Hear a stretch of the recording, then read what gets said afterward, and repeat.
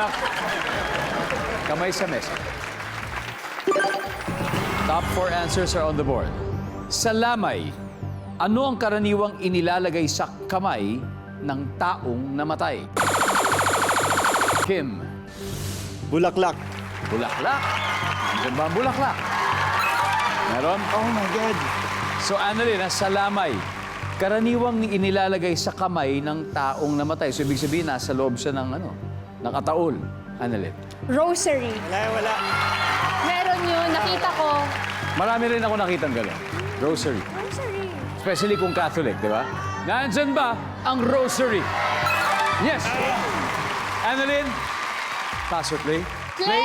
Let's play the final round. Come on, David. Sa lamay, karaniwang inilalagay sa kamay ng taong namatay. Photo. Photo, picture, picture ng pamilya. Nandyan ba yan? Picture, pasok! Direk Gina. Bible. Bible. Nandyan ba ang Bible? Wala. Miss Ayem, sa lamay, karaniwang inilalagay sa kamay ng taong namatay. Nasa loob na ng ataol.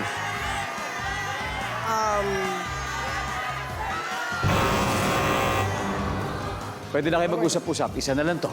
Annalyn. Sa lamay, karaniwang inilalagay sa kamay ng taong namatay. Annalyn. Go. Miss Ayem. Kim, ano?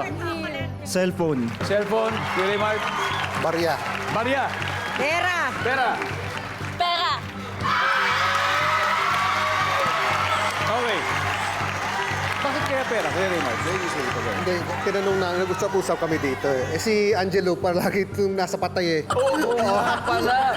Pabaon. Lagi lang sinasabi. Parang pabaon. Parang. Pabaon.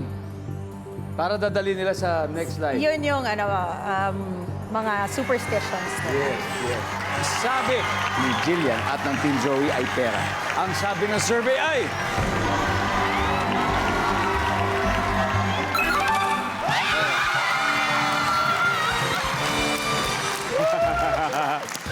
Dahil dyan ang ating final score, Team Joey, 574 points. Team Andrew, thank you. Oh, it's very close, ha? Very close fight. Very close talaga, Gina. Grabe. Solid, grabe, ang lupit.